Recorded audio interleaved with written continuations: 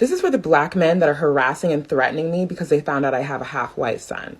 First of all, it's not that you're Black that I didn't date you. It's that most of you speak to women like you're standing on a prison yard, and I don't find that attractive. Secondly, no one complains when Black men date outside of their race and give their wealth to women outside of their race. But you have a problem when you see a Black woman that has dated outside of their race. Is it because you're trying to convince us that we were undesirable when the fact is you're the one that's undesirable and you only have a certain amount of options and we figured it out? That opening clip was from a young lady by the name of Sharika Soul. She's not really so active on YouTube, but you can find her more often on Twitter. And she has her own website called divesteddiary.com. She's the host of the Divested Diary podcast, a divester, writer and content creator at Gateway Pundit. Now, what is the Gateway Pundit? Can I get a da da da sound effect? The Gateway Pundit, as Wikipedia confirms, is an American far-right fake news website. This website is known for publishing falsehoods, hoaxes, and conspiracy theories. And according to this particular definition, no wonder why this young lady here writes over there. And of course, she dislikes Black men a whole lot. And one of the reasons why she says she does is because her adopted Black dad assaulted her in that way when she was coming up. And if that happened, it is definitely something that I feel sorry for her about, and that shouldn't have happened. But then again, she hates on the Black community all day. She continues to hate not only on Black men, but Black people alone. You'll hear it in this video. America, is the plan to just ignore all of the hate crimes being committed by Black Americans every single day? And I'm not talking just 1 or 2. I'm not even talking 5. In 2023 alone, there's been over 2,200 hate crimes committed against white people and Asians. And guess who is responsible for committing those crimes? Well, the majority of those crimes. You guessed it. Pookie and Ray Ray. This is nuts. Come on, America. Stop coddling thugs. Just because they have Black skin doesn't mean they should get a pass in hate crimes. So let's look at that number one more time. 2,200 hate crimes committed against whites and Asians, mostly by Black Americans, Black American males. Now that is very interesting because when you look at her Twitter, the Twitter says, "You will not bring your ghetto here." And that's very interesting. But some people have done some research and they found out something about Sharika Soul. Sharika Soul was on, can I get a drum roll, please? Gaggerz, right? What? Yes. She did booty clapping sounds. Now, if anybody knows what Gaggerz is, and this is YouTube, so we have to tread lightly. It is a movie series where white men are pretty much doing some pretty atrocious things to Black women. And it not only includes, booty clapping sounds, but like spitting and things like that. And you can just guess what happens. Can I get a fart sound effect? Yeah, probably even that too if you're smart. But this is what she did in the past. And she's the lady that's talking about divesting from Black men. She has a half Black child, which is white. And it seems like she's a hypocrite to her own message. Like, do you guys remember Cynthia G, who was talking about how she also disliked Black men and thought Black men should also divest, until we found out that she was booty clapping sounds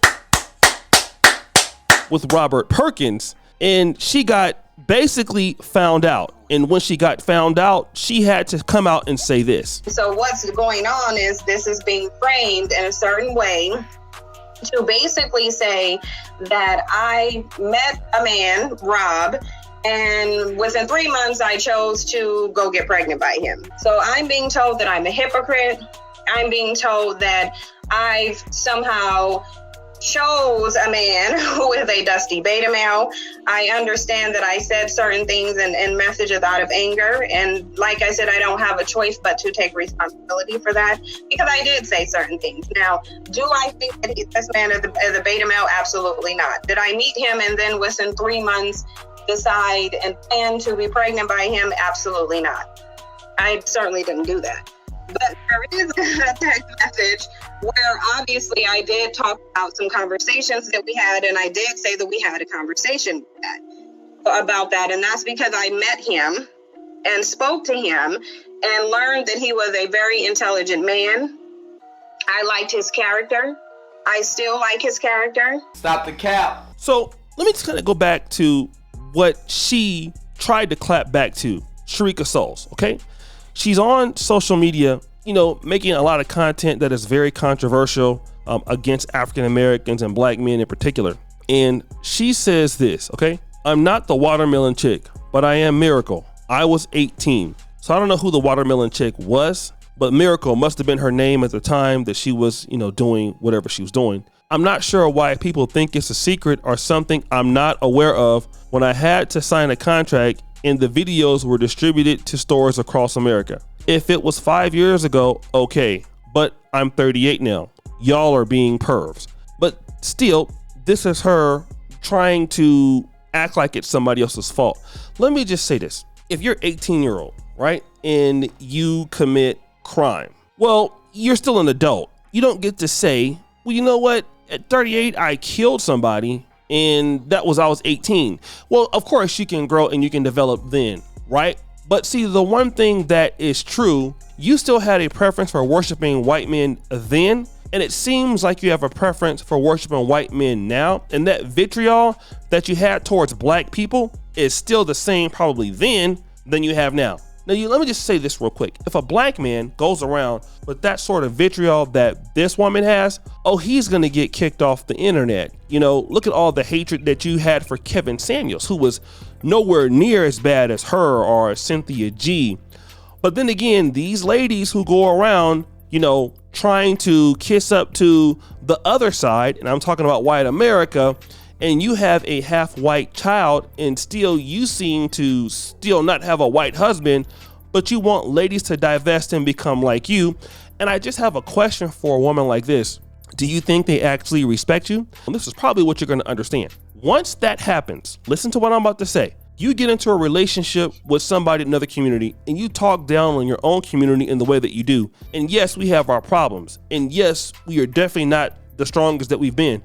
But then you want to absolve whites from all of their problems. And guess who complains about being in racist relationships at one point? Ladies like this. They're going to be the first ones to come out and say, sad music, you know what? Those white people over there, they really treated me wrong. They really treated me bad. And the reality is that nobody respects a person that really disowns their entire group, especially on the behalf of another group that doesn't really need you. And when you look at her, you look at Candace Owens, you look at some of these people on the right, they end up like basically getting pushed up.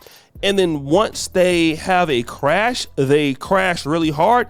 And that's pretty much it. And you never really hear from them again. And I'm going to tell you that she's going to get her Negro wake-up call. Firstly, there are a lot of things that can happen to people in the black community, in the white community, whoever, right? If we all got upset because of something happened with a black person or a white person, we all would have a reason to not love our people anymore. But the fact that this lady here takes all her aggression out on the black community on behalf of something else, and to have somebody convert to divesting to another group, and you have a son, I don't think that you're married, what are they going to get? Let me just talk about divesting and what a lot of ladies don't tend to understand here. When you're divesting from the black man to a white community, here's what you need to be. Any community you're going to go into different from your own, you need to be better than somebody that's already there to be competitive.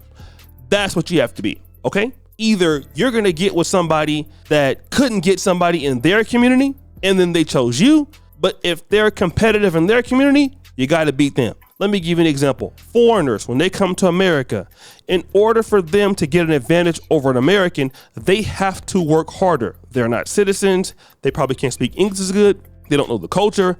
They have to work together more.